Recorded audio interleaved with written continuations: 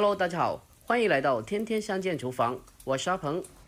荷包蛋很多朋友都喜欢吃，今天就给大家分享一个最近非常火的酱油荷包蛋的家常做法。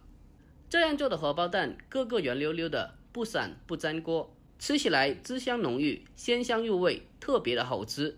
就算你拿红烧肉给我换，我都不换。而且下饭又下酒，特别的过瘾。接下来一起来看一下我是怎样做的吧。首先我们准备几个新鲜的母鸡蛋，我今天准备了8个，具体的数量可以根据家里的人数来调整一下。然后再往里面添加1勺食盐，再倒入适量的清水没过鸡蛋，将鸡蛋浸泡起来。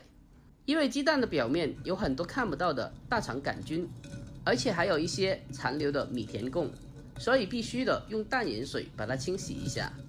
我们用手将食盐搅拌均匀之后，先放开一旁浸泡片刻备用。接下来我们再准备一个青辣椒，清洗干净以后将辣椒把切下来去掉不要，然后再用平刀法将其破开，接着再将中间的辣椒籽全部去除干净。去籽后再把它从中间切开，切成长条，再将它横过来改刀切成菱形片。切好了之后把它装进小碗中备用。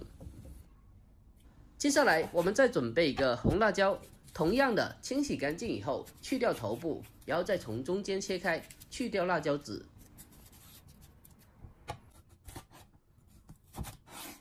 最后将它同样的切成菱形片。全部切好了之后把它装进碗中备用。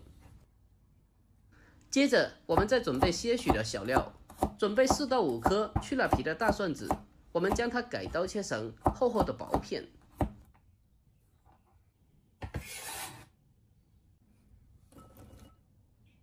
接着再准备1小块生姜，1小块就可以了，然后将它改刀切成小姜片。姜片切好了之后和蒜片放在一起备用。要是爱吃辣的朋友也可以再准备几个小米辣，把它的辣椒蒂切下来之后再将它改刀切成小圈。要是不爱吃辣的话，我们可以少放或者是不放。切好了之后把它装进碗中，和姜蒜放在一起，再往小料里面添加少许的豆豉，增加菜品的风味。再准备2-3颗大蒜苗，将它的头部斜刀切成小段，而剩下来的蒜叶给它直接的切成小段就可以了。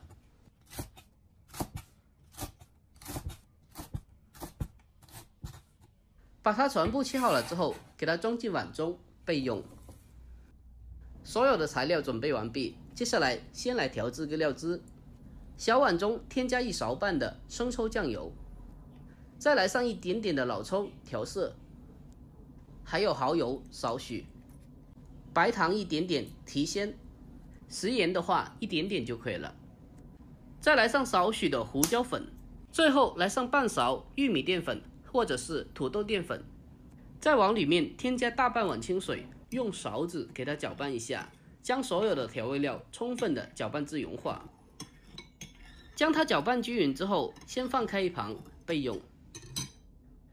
好了，这时候的鸡蛋已经是浸泡好了，我们用一个干净的百洁布将鸡蛋的表面擦洗一下，把它擦洗干净。因为淡盐水有杀菌消毒的作用，把鸡蛋浸泡过后清洗起来就非常的干净了。将全部的鸡蛋清洗干净以后，将它放进一个大碗中备用。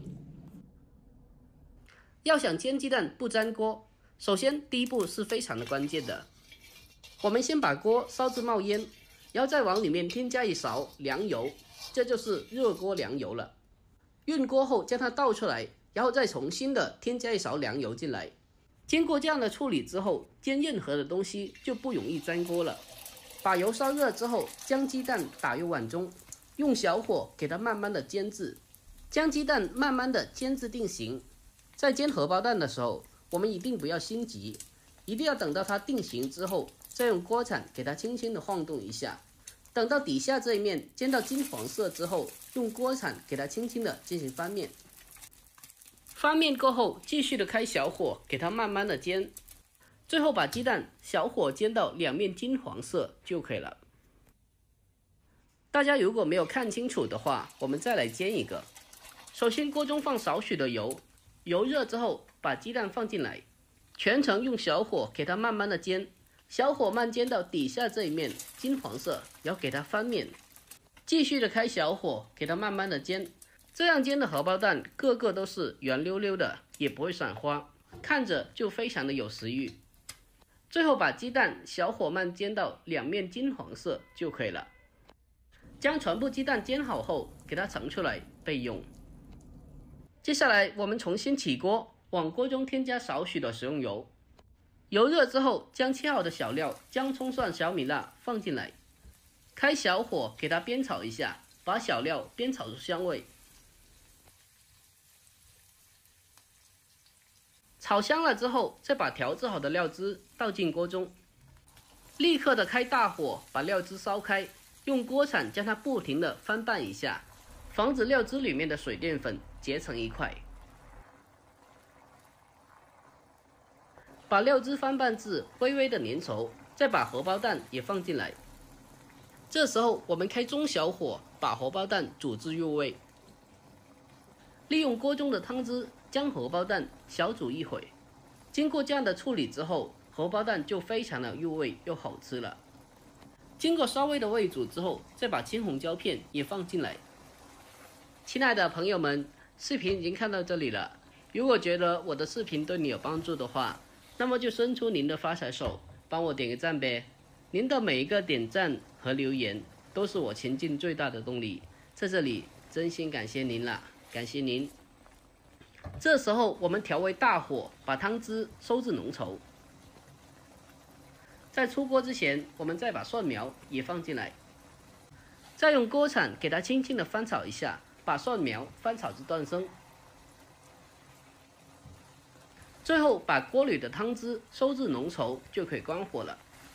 就这样一道非常好吃又简单的酱油荷包蛋就这样做好啦。最后关火，取个干净的盘子，将它出锅装盘，就可以美美的开吃啦。这样做的荷包蛋汁香浓郁，鲜香入味，吃起来真的是超级的解馋。如果大家也喜欢的话，可以收藏起来，改天试做一下。好了，今天的视频就分享到这里啦。喜欢我的视频，记得点赞、关注、留言并转发哦。